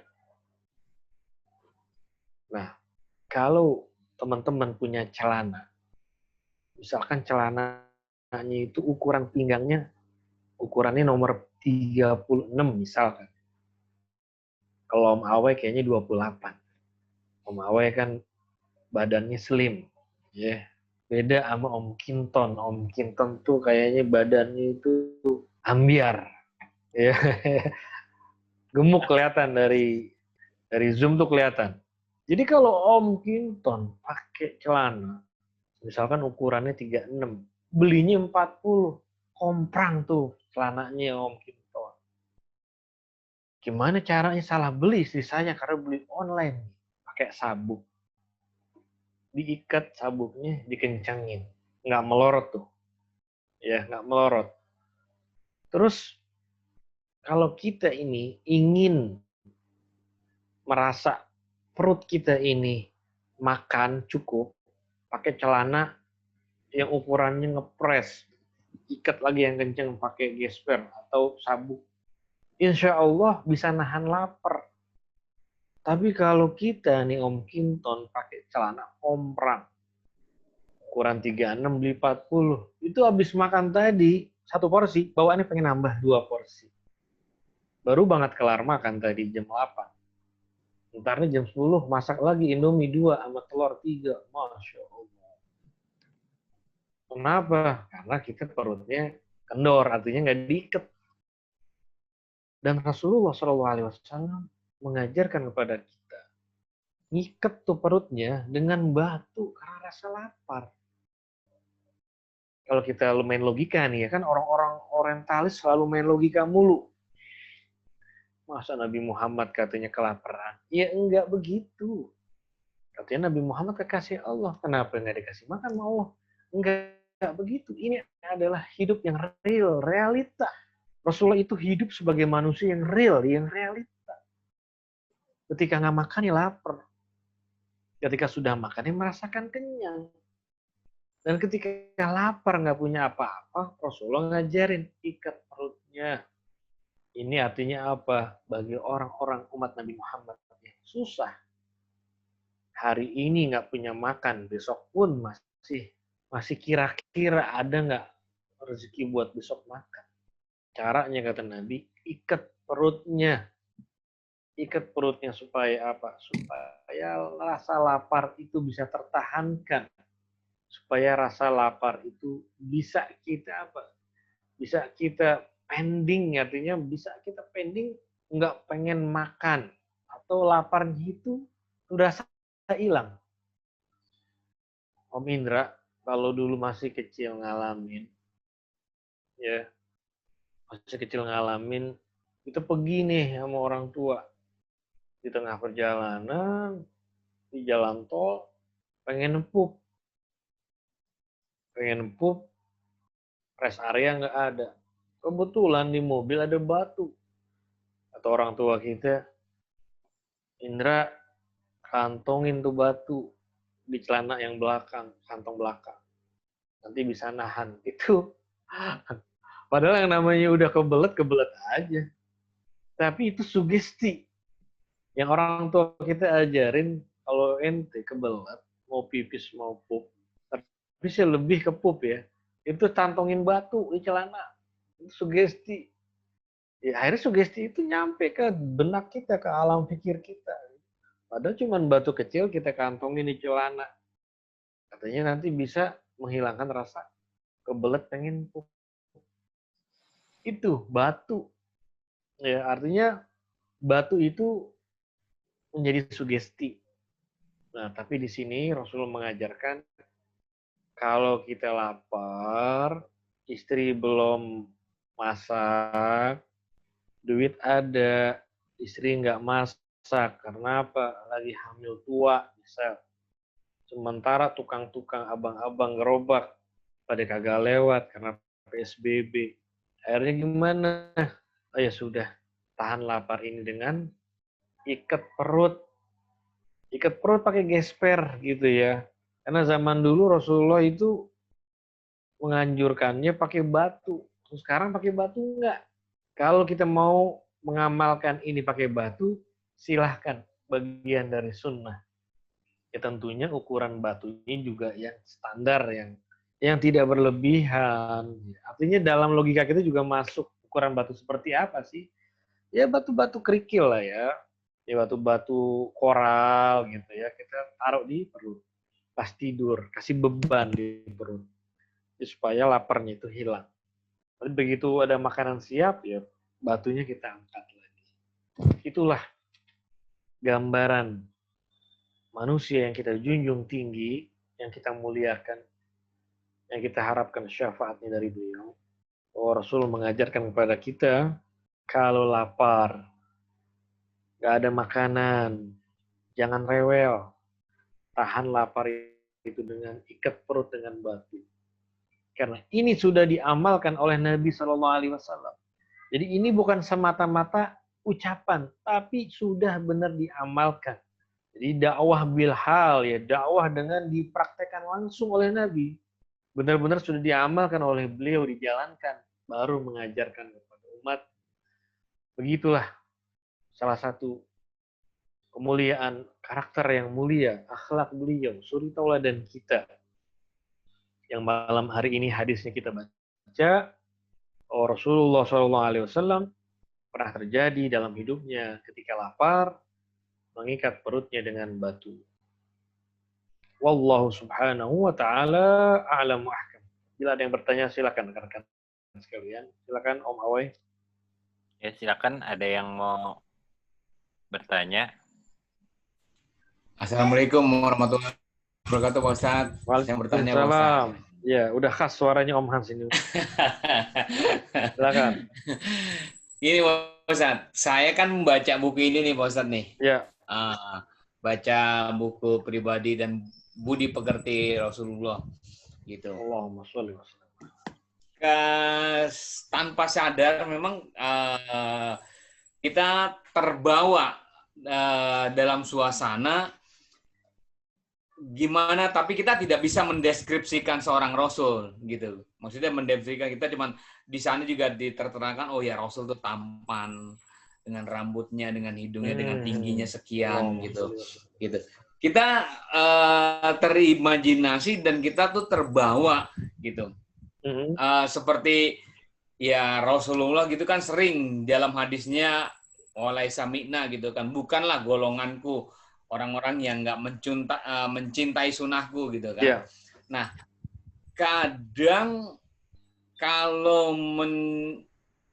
gini Pak Ustadz, agak-agak sedikit, makanya saya butuh apa nih ya, agak juga bingung penjelasan. Jadi kita mengikuti sunnah yang pengen sunnah yang betul-betul sunnah gitu. Kadang-kadang tapi tetap saya mencari ada perbandingan karena kan dalil itu kan kadang ada satu mazhab ini bertentangan dengan mazhab ini gitu kan. Nah, ada sesuatu mazhab ini tertentu yang dia betul-betul mengikuti sunnahnya sekali, akan tetapi kita berpatokan juga pada dalil. Tapi di saat kita berbeda dalil, gitu ya, di saat kita berbeda dalil, oh iya, lu bid'ah. Kita contoh nih, Ustaz, ya kan? Contoh isbal. Kita contoh isbal, ya kan? Kadang dari suatu kaum tertentu dalam pemahaman mazhab tertentu, dia udah pokoknya lu neraka. Finar udah pokoknya gitu. Tapi ada hadis lain, ya kan? Ada hadis lain dan dia nggak mau membaca hadisnya itu gitu. Dia berpegang teguh pada pemahaman itu sehingga ya udah kalau lu isbal, lu neraka. Kasarnya kan gitu. Gitu. Jadi kita selalu bertentangan nih Ustaz nih kadang-kadang gitu kan. Walaupun kita mau kawan sendiri nih gitu kan. Gitu. Ya, itu cara menyikapinya gimana tuh Pak Ustaz? Kadang-kadang oh ya kita kesini lagi temen gitu kan. Gitu. Tapi ya udah dia mau mengikuti dengan sesuatu yang teguh, tapi kita juga berpatokan sama dalil kita punya sendiri. Oh ya dalilnya tuh ada gitu. Kita berpatokan dalil kita tuh ada. Gitu Pak Ustadz. Gitu. Ya baik Om Hans. Hidup itu kompleks Om Hans. Hidup itu kompleks dan masing-masing orang memiliki kemampuan memahami sebuah ajaran, ilmu, pengetahuan yang dia dapat. Bagaimana kedewasaan dia menyikapi ilmu wawasan yang dia temukan. Seperti contoh dalam perbedaan memahami hadis isbal. Ya, ini memang sekarang menjadi tren polemik dan pertentangan di antara kita. Antara pemahaman satu golongan yang mereka sangat ekstrim ya, bahwa kalau menggunakan pakaian yang melebihi mata kaki itu udahlah dia neraka saja hidupnya di sana. Karena apa? Karena berarti dia nggak melakukan sunnah Nabi karena melewatin dari mata kaki. Kalau kita tidak sependapat dengan mereka, yang penting kita sudah sampaikan bahwa yang sepengetahuan yang saya pelajari, yang pernah saya dengar atau saya baca atau saya pernah diskusikan dengan guru saya, memaknai isbal itu tidak hanya sebatas kalau memang ngelewatin batas mata kaki itu maka masuk golongan orang neraka. Tapi tidak demikian. Itu ada keterangan penguat dari hadis-hadis yang lain bahwa kalau isbal atau melewati mata kaki itu ada unsur sombong, ria, takabur, mengharapkan pujian orang lain, itu baru yang masuk dalam hadis yang tadi ya ekstrim. Bahwa kalau tidak sunnah Nabi sudah langsung neraka. Ya wal iyadu billah. Jadi beda ya. Orang-orang dulu susah payah dakwah dengan orang kafir, orang-orang musyrik yang belum pada beriman untuk masuk Islam. Zaman sekarang yang baru pada ngaji dapat gurunya yang tidak ya sesuai dengan sebagaimana guru-guru orang tua kita dahulu dan menganggap golongan mereka paling benar, pokoknya yang di luar golongan mereka adalah semuanya salah dan semuanya neraka. Cukuplah bagi kita memberikan keterangan penjelasan bahwa mohon maaf saya tidak sependapat dengan Anda. Ya, saya tidak sependapat dengan Anda tentang maknai hadis ini. Ya, tetap saya berpendirian, punya keyakinan bahwa hadis mengenai yang tadi, contohnya Om Hans, mengenai isbal itu, saya memahaminya bahwa ada keterangan hadis lain yang menguatkan. Jadi, kalau kita di mana-mana, di dalam pergaulan, bahkan di dalam keluarga sendiri, pasti ketemu yang namanya orang-orang yang memiliki pemahaman yang ekstrim, ya. Yang sekarang sedang sangat tren, dan di media-media itu mereka sangat terdepan, ya. Semua punya radio, televisi, media online, dan sebagainya. Mereka memang terlihat lebih unggul, ya. Jadi hendaknya kita sangat dewasa untuk memahami perbedaan-perbedaan ini, Om Hans. Ya mudah-mudahan kita bisa mengamalkan sunnah-sunnah Rasulullah dengan benar. Wallahu a'lam. Silakan yang lain. Saya lagi.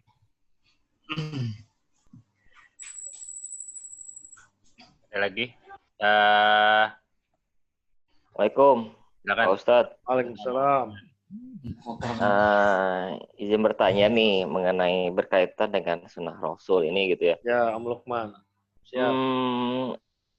Mau berkaitan dengan tahlilan nih, Pak Ustadz. Karena kebetulan kan cukup ramai gitu ya, kebetulan di daerah saya ataupun di daerah rumah orang tua di Bandung itu jadi suatu hal yang agak polemik nih mengenai tahlilan. Dari sisi sunnah Rasul sendiri itu seperti bagaimana memandang tahlilan itu Pak Ustadz? Seperti misalnya ada yang sampai selama 3 hari, 7 hari, lalu nanti hari ke-40 dan hari-hari kesekian. Itu bagaimana dari sisi sunnah Rasulnya Pak Ustadz? Itu yang pertama. Dan yang kedua, ketika bagaimana dari sisi sunnah Rasul mengenai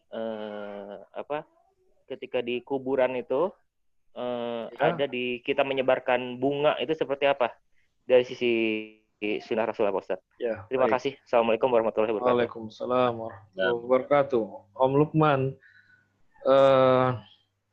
bahwa ikhtilaf, ya, perbedaan pendapat mengenai hal-hal yang itu bukan bagian dari usul atau pokok dasar ajaran agama. Ya, artinya selain dari pokok ajaran agama, contoh sholat itu yang wajib 5 waktu, itu nggak perlu dipertentangkan. Ya, ada maghrib, isya, subuh, asar, itu nggak usah dipertentangkan. Tapi kalau hal-hal yang sifatnya bagian dari cabang-cabang, ya sebuah dari prinsip dari ajaran agama, ya itu tidak perlu diperdebatkan sampai meruncing dan bahkan mengkafirkan satu sama lain. Contoh yang tadi ditanya Om Lukman mengenai berkumpul di saat ada orang yang meninggal dan kita di situ berkumpul membaca kalimat-kalimat, ya, yang diringkas semuanya istilahnya menjadi tahlilan. Tahlil itu artinya membaca la ilaha illallah. Ya, la ilaha illallah, tahlil. Kalau istirja itu kita ucapin innalillah wa inna ilaihi rajiun. Kalau hauqalah itu kita baca la haula wala quwata illa billah. Ya, kalau ta'awudz itu baca a'udzubillahi minasyaitonir rajim dan lain sebagainya. Dan di dalam tahlilan, di dalam perkumpulan yang dinamakan istilahnya tahlilan, itu semua dibaca. Semuanya dibaca. Baik Al-Quran ada, zikir yang namanya la ilaha illallah ada, zikir yang namanya Allahumma sholli ala sayyidina Muhammad, zikir yang namanya subhanallah wa bihamdi, itu ada, itu semuanya terangkum semua di situ. Ya, dalam kegiatan tahlilan. Kenapa harus berkumpul kepada keluarga yang berduka? Begini Om Lukman. Kalau Om Lukman sedang berduka, ya, wafat orang tuanya atau famili keluarganya di hari ini, pagi tadi, siang atau sore ini, maka pantas Om Lukman di rumahnya itu kumpul orang-orang, tetangga, sahabat, apalagi keluarga. Kumpul untuk apa? Untuk menghibur. Makanya disebut ta'ziyah. Ta'ziyah itu adalah menghibur dengan doa. menghibur keluarga yang sedang mengalami duka dengan doa. Itu namanya takziah. Dan sangat pantas kalau orang sedang berduka, maka dikumpulkanlah keluarga itu dengan membaca apa? Zikir-zikiran yang disebut istilahnya di Indonesia itu dengan tahlilan. Sungguh tahlilan itu adalah istilah yang mana di situ kumpulannya itu ada baca la ilaha illallah, la ilaha illallah. Ya. Maka disebut tahlilan karena sesungguhnya yang dibaca itu banyak kalimat-kalimat zikir. Sekarang kalau sedang berduka Om Lukman, terus gimana menghibur keluarga yang masih merasakan kehilangan? Mereka masih ada isak tangis terdengar. Apa kita panggil orkes di rumah? Kan enggak. Apa kita panggil organ tunggal? Apalagi. Apa kita setel MP3? Ya Allah, kalau emang ada keluarga yang bisa kumpul baca zikir, kan enak. Keluarga yang berduka itu merasa terhibur dengan bacaan-bacaan yang mana bacaan itu untuk mengingat kita kepada Allah. Ya, adapun polemik kenapa juga harus sampai 3 hari, 7 hari, ntar diulang 40 hari.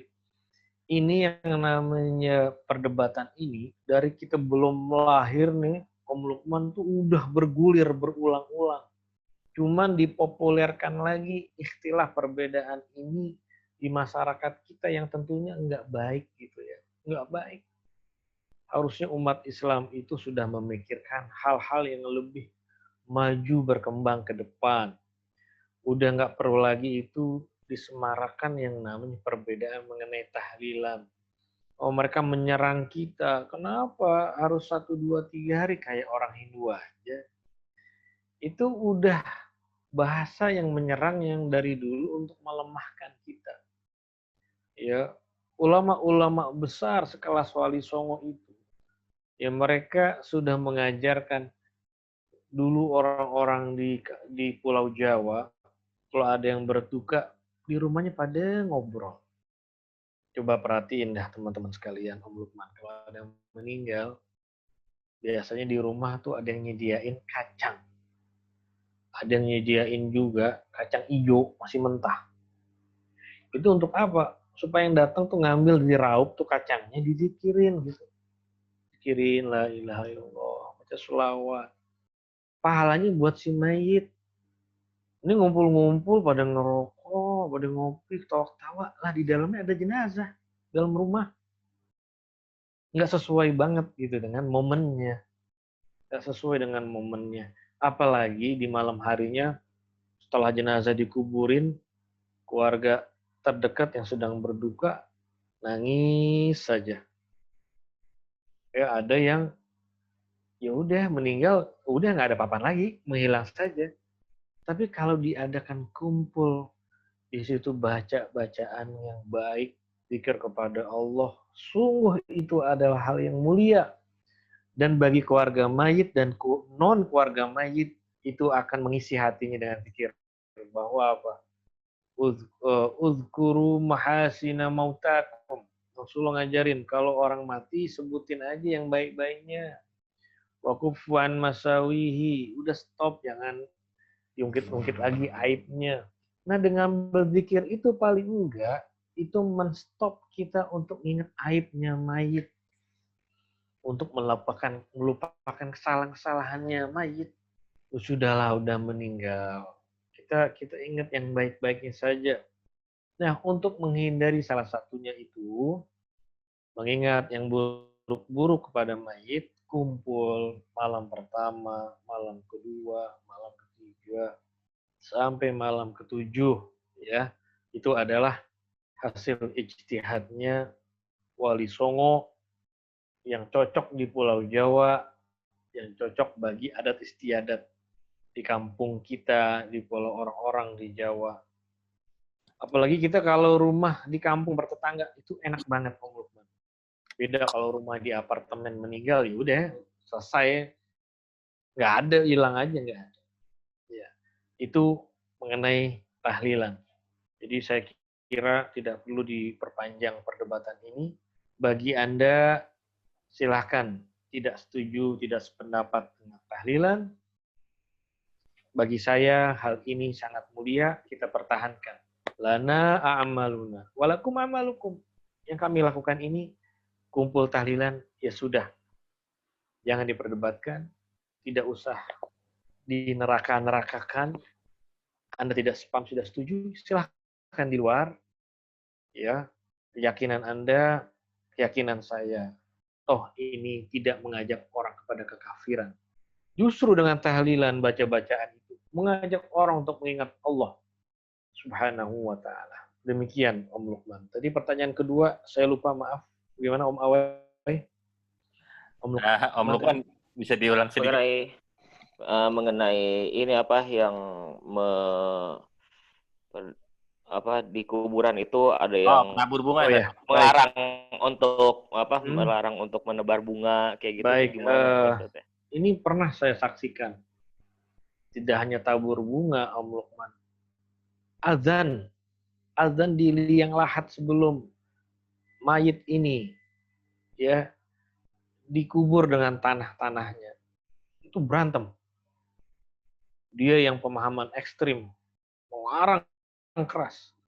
Saudaranya yang sedang mau azan, ayahandanya mau dikubur di liang lahat. Apakah pantas seorang sanak keluarga, famili harus menunjukkan perbedaan itu di depan orang banyak di saat ayahandanya mau dikubur? Bayangkan. Ini luar biasa. Memang pemahaman yang diadopsi dari Timur Tengah ini yang menjadi ekstrim sekarang ini udah merubah tatanan berpikir kita. Termasuk tabur bunga. Apakah ada dasarnya? Ada. Apa dasarnya? Nabi SAW ketika melewati komplek pemakaman, Rasulullah mendengar ya suara yang berada di dalam alam barzakh. Rasulullah yang satu mendengar, kemudian Rasul mendoakan. Kemudian yang satu lagi Rasulullah mendoakan. Yang satu mendoakan, Rasul mengatakan apa? Ya Allah, ini orang sedang disiksa gara-gara istinjanya nggak bersih. Mungkin belum disunat, mungkin. Atau pipisnya dalam keadaan berdiri, tapi nggak ditirisin gitu ya. Kalau laki-laki, mohon maaf, ya ada perempuan di sini, kan dianjurkan untuk menggerak-gerakkan alat kemaluannya supaya habis tuh kotoran air seninya yang najis. Bahkan dianjurkan untuk mendam gitu supaya habis. Kenapa disiksa? Masih ada sisa kotoran air seninya yang kemudian kena apa? Kena celananya. Terus dia sholat najis gitu. Dengan hal demikian, di istinjanya nggak bersih, disiksa. Karena sebab dia apa? Tidak bersih istinjanya. Akhirnya Rasulullah apa? Untuk mengurangi azab dia di alam kubur, Rasulullah motek tangkai pohon yang dekat di kuburan itu. Kemudian Rasul menancapkan tangkai pohon ini yang ada daunnya di atas kuburannya. Sahabat nanya, fungsinya mah ada, Rasul fungsinya. Kata Nabi, selagi daun ini, tangkai ini basah dia, ya, selagi ada basah tangkai ini daunnya, dia akan selalu memberikan doa bagi orang berada di alam barzakh. Subhanallah. Bayangkan Om Lukman, dengan ditancapkan satu tangkai yang ada dahan daunnya itu bisa memberikan doa bagi si mayit karena diazab dalam alam barzakhnya. Nah, maka menabur bunga bagian dari itu. Kan bunga yang ditabur kan bukan bunga yang udah kering-kering pada hitam, Om Lukman. Yang masih pada segar kita beli. Ya, betul, Pak Ustadz. Kemudian kita taburkan di atasnya. Itu ya adalah bagian dari sunnah Nabi SAW. Artinya adat istiadat kita, bunga lah yang ditabur. Ya, bunga yang ditabur. Karena apa? Bunga itu menandakan apa sih? Dan bunga warnanya merah. campur ada yang putih. Itu bunga itu kan berkembang, bunga itu semerbak. Kita kepingin dia di alam barzahnya wangi, semerbak. Dan juga apalagi bagian dari sunnah Nabi apa? Bahwa selama bunga ini basah berada di atas kuburannya, selama basah ini maka akan mendoakan. Ada tasbihnya ini kembang bunga ini bagi si mayit. Demikian Om Lukman, wallahu a'lam. Baik, terima kasih Pak Ustadz pencerahannya.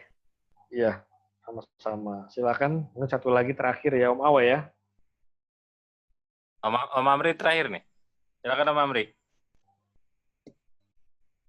Ayo dah. Ya, Assalamualaikum Tat. Waalaikumsalam ya Om Amri. Izin tanya Tat Amri. Ya silakan. Dalam berzikir itu ada adab-adabnya nggak sih Tat? Ya. Mungkin tambahan dikit, Sat. Maaf nih, Sat. Ya. Waktu yang berzikir itu artinya kalau misalkan kita tanpa wudhu juga. Tadi kan pertama Om Amri itu adab. Terus yang kedua, kalau misalkan kita dalam keadaan tidak berwudhu nih, Sat. Ya. Baik, apakah berzikir itu ada adabnya? Betul. Pertama, kalau kita berzikir kepada Allah, kalau mau lebih afdol, memang kita memiliki wudhu. Ya, apa dikatakan dalam Al-Quran? Bahwa orang-orang yang selalu mereka bersuci, membersihkan dirinya, salah satunya dengan wudhu, adalah orang-orang yang mendapatkan pintu taubat dan ampunan dari Allah Subhanahu wa Ta'ala. Inna Allah yuhibbut tawabin wa yuhibbul mutatahhirin. Jadi orang selalu membersihkan dirinya dengan berwudu salah satunya, ya. Maka kalau mengawali ingin berzikir dengan wudu lebih afdal. Karena dawamul wudu, orang yang menjaga wudu, batal, kemudian berwudu lagi, batal, berwudu lagi, sungguh ini memiliki fadilah keutamaan yang sangat besar yang akan membekas bagi si pelakunya. Bagi orang yang mengamalkan dawamul wudu. Ya.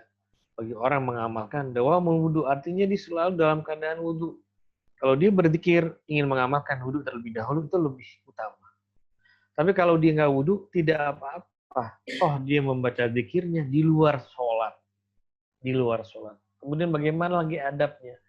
Adabnya adalah dia memiliki konsentrasi, artinya dia berzikir, hatinya juga sedang ada koneksi kepada Allah. Ya. Ud'ullah wa antum muqinuna bil ijabah. Wa anna Allah la yaqbalu du'a min ghafilillahi. Pertama, kalau kamu berzikir berdoa kepada Allah, yakinlah bahwa zikir dan doa yang kamu panjatkan itu akan diijabah oleh Allah. Dia harus yakin. Berzikir apapun. Berzikir apapun. Om Amri nih. Ya. Misalkan anaknya kurang sehat. Misalkan lagi panas. Minta, ya Allah. Saya berdoa kepadamu semoga anak saya sehat. Kembali sehat. Saya siapin obat-obat herbal. Saya minumin madu. Mudah-mudahan sehat. Habis dibawa ke rumah sakit, nanti ribet gitu kan. Sekarang begitu orang di pandemi ini, semua orang lagi berpikir gitu, sakit jangan bawa ke rumah sakit, nanti ya begitulah ya, reaktif, nanti positif. Makanya meme zaman sekarang, zaman dulu orang hidup kalau kata dengar positif itu senang, bagus. Sebaliknya kalau sekarang dibilang positif ada ketakutan. Ya zaman terbalik katanya. Jadi kalau ada berzikir berdoa tadi, yakin bahwa bacaan yang kita baca zikir itu yakin diijabah, didengar Allah. Yang kedua, bahwasanya Allah Subhanahu wa taala tidak menerima, tidak berkenan orang yang berdoa sementara diminta tapi hatinya nggak serius. Nah, sekarang kalau kita berbicara kepada seorang ingin melakukan sebuah sepakatan komitmen dalam berbisnis nih Om Amri. Maka ketika Om Amri mengucapkan, ya misalkan contoh, ikrar, jual beli kah, kesepakatan MOU kah, yang dituangkan di dalam sebuah kertas perjanjian, maka itu harus yang tertuang atau diucap kita harus sama. Harus sama, artinya ada keseriusan di dalam hatinya. Maka partner kita, dia akan merasakan percaya, oh iya saya percaya. Saya punya trust dari diri Anda, karena Anda serius. Gitu. Dari pembicaraannya, dari apa yang tertuang, itu menandakan Anda serius. Saya mau menjalankan lanjut kerjasama ini. Begitu. Apalagi kepada Allah. Kalau kita berzikir, minta doa kepada Allah, kita harus yakin. Dan kita harus serius hati kita. Nggak boleh lalai. Jadi kita berusaha kalau kita mengucapkan zikir.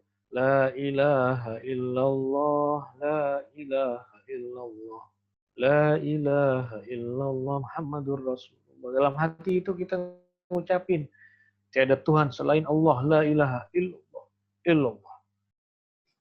Makanya kalau ikut dikiran Naqsyabandi, ya dulu saya pernah datang ke pondok pesantren Suryalaya, yaitu yang didirikan oleh almarhum Abah Anom. Itu terkenal tuh pondok pesantren rehab ya, bagi orang-orang yang kecanduan narkoba atau minuman-minuman alkohol, itu direhab di sana. Itu digembleng dengan zikir. Zikirnya adalah zikir tahlil la ilaha illallah. Dan diajarkan saat mereka zikir itu ada gerakan badannya, kepalanya. Ya, gimana la ilaha illallah itu ada gerakannya. Jadi dilatih seorang itu gerakan kepalanya ke kanan, ke kiri, ke atas, ke bawah dengan la ilaha illallah, itu mengajarkan supaya ada konsentrasi dan keseriusan. Dia memaknai apa yang dia baca zikirnya, la ilaha illallah. Itu bagian dari adab. Bagian dari adab. Jadi apalagi kalau ada ingin mengamalkan sesuatu, ingin berzikir misalkan sholawat 1000 kali dalam keadaan berwudu, kemudian menghadap kiblat, kemudian dengan khusyuk dan serius, maka itu dia telah melaksanakan zikir dengan adab-adabnya. Kalau nggak pakai suara, dengan suara bagaimana? Zikir itu paling enak, paling enggak kedengeran telinga kita sendiri. Misalkan subhanallah, subhanallah, subhanallah. Pelan tapi kedengeran telinga kita sendiri. Itu. Kalau dari yang dalam hati bagaimana? Bagus juga. Dalam hati baca subhanallah, subhanallah. Mulut kita diam. Tapi dalam hati baca tasbih. Kalau dua-duanya bergerak sama. Lisan mengucapkan subhanallah, hati pun di dalam hati mengucapkan subhanallah. Itu lebih bagus lagi, Om Amr. Itu bagian zikir-zikir dengan adabnya. Ya. Kalau kencang, subhanallah, subhanallah, di rumah sendirian, kencang-kencang, tetangga kita juga keganggu kali ya. Apalagi di rumah punya sound system, dia zikir sendirian, dikencingin volumenya. Ya Allah, katanya, Om Amri stres apa? Lagi tasbihan sendiri pakai sound system di rumahnya. Ya ilaha illallah, malah ganggu orang lain. Jadi artinya kita punya batasan-batasan, adab-adab, norma dalam berzikir. Ya, kalau di rumah sendirian, ya sekedar telinga kita dengar. Kalau di tempat umum sebuah majelis yang khusus pakai sound system, ya memang kalau sudah diizinin dan sudah di situ dimaklumin memang pakai speaker pengeras suara, ya tidak apa-apa. Ya karena itu artinya sudah bagian dari kebiasaan yang mereka amalkan. Demikian Om Amri, wallahu a'lam. Terima kasih, Tat. Ya, baik. Untuk perempuan yang lagi head, gimana, Tat? Zikiran kalau itu bukan bagian dari ayat Quran, tidak apa-apa. Kalau Berarti bukan dari bagian Al-Quran. Bukan bagian dari Al-Quranul Karim. Kalau dia mengucapkan lafzul jalalah, Allah, Allah, Allah, tidak apa-apa. Ya, dia berzikir, misalkan tasbih, subhanallah, subhanallah, tidak apa-apa. Karena itu bukan bagian dari Al-Quranul Karim. Wallahu a'lam. Ayat utuh, Sat. Bagian dari Al-Quran tuh satu ayat utuh yang kita ulang-ulang atau gimana? Ya, misalkan dia membaca Allahu la ilaha illa huwal hayyul qayyum. Ya, misalkan seperti itu. Atau dia mengucapkan berulang-ulang walaisa min dunillahi kasyifah, walaisa min dunillahi kasyifah. Seperti itu misalkan, itu tidak boleh karena itu bagian dari Al-Qur'anul Karim. Ya, makanya beruntung ya jadi laki-laki ya, Om Awai. Nggak ada liburnya ya. Nggak ada liburnya, benar. Dan beruntung juga jadi orang perempuan, Om Awai. Ya, masuk surga gampang. Masuk surganya gampang. Dia taat sama Allah sama Rasulnya, lakukan kewajibannya sebagai muslim, dan taat sama suaminya, udah masuk surga gampang. Wallahu alam. Terima kasih Ustadz. Ya, sama-sama. Baik, cukup Om Awai? Kalau cukup, Ustaz. Cukup ya? Cukup, Ustaz. Ya, baik. Teman-teman mobility majelis malam Kamis dimanapun Anda berada dan dirahmati Allah. Alhamdulillah kita telah melaksanakan pengajian secara online. Mudah-mudahan berkahnya tetap tersambung, baik pengajian secara pertemuan tatap muka atau pengajian online, mudah-mudahan keberkahan dari pengajian ini, dari dua kitab ini selalu tersampaikan kepada kita dan anak-anak kita, keturunan kita ke depannya insya Allah. Amin. Amin, amin, amin, Kepada amin. Allah, semoga guru-guru kita, orang tua kita, sanak famili yang sudah meninggal, Allah berikan terang benderang di alam barzakh-nya, Allah luaskan kuburnya, Allah angkat Amin, ya derajat Allah. kebaikan. Amin, amin, amin, amin. Dan kita, anak-anak kita, istri kita, sanak famili, keluarga, guru-guru kita semuanya, semoga Allah berikan kekuatan iman dan Islam, Allah lindungi dimanapun mereka berada, zahir batinnya, diberikan kesehatan, afiah, jasmani dan rohaninya. Amin. Kita semua mendapatkan husnul khotimah. Amin. Amin, amin. Bidilkan niyah wa ala kulli niyatin salihah wa ila hadratin nabi al-fatihah. Auzubillah. A'udzubillahi minasyaitonir Bismillah. Alhamdulillahi rabbil alamin arrahmanir rahim maliki yaumiddin. Iya. Iyyaka na'budu wa iyyaka nasta'in ihdinas siratal mustaqim. Siratal ladzina an'amta 'alaihim ghairil maghdubi 'alaihim waladdallin. Amin. Astaghfirullah, astaghfirullah, astaghfirullahal azim. Bismillahirrahmanirrahim. Alhamdulillahirabbil alamin. Hamdan katsiran thayyiban mubarakan fihi 'ala kulli hal. Hamdan yuwafi ni'amahu wa yukafi mazidah. Amin. Allahumma shalli 'ala sayyidina Muhammadin salatan tuhassinu biha 'alaina al-arzaq wa tuhassinu biha lana al-akhlaq wa tuwassi'u biha 'alaina al-arzaq wa 'ala alihi wa sahbihi wa barik wa sallim. Allahumma anfa'na bima 'allamtana wa 'allimna ma yanfa'una wa zidna 'ilman nafi'a. Allahumma rzuqna fahman nabiyyin, hifdzal mursalin, wa ilhamal malaikatil muqarrabin. Allahumma aghnina bil ilmi wa zayyinna bil hilmi wa qina bit taqwa, jamilna bil afiyah arhamar rahimin. Rabbana zalamna anfusana wa illam taghfir lana wa tarhamna lanakunanna minal khasirin. Rabbana atina fid dunya hasanah wa fil akhirati hasanah wa qina adzaban nar. Wassallallahu ala sayyidina Muhammadin wa ala alihi washabbihi wasallam. Walhamdulillahirabbil alamin. Terima kasih kepada rekan-rekan semua yang telah istiqomah menghadiri majelis ini. Juga kepada Om Awai sebagai hostnya dan Om Amri yang telah memfasilitasi linknya secara unlimited. Mudah-mudahan bertambah berkah dari Allah Subhanahu wa taala. Amin. Mohon maaf atas segala kekurangannya. Assalamualaikum warahmatullahi wabarakatuh.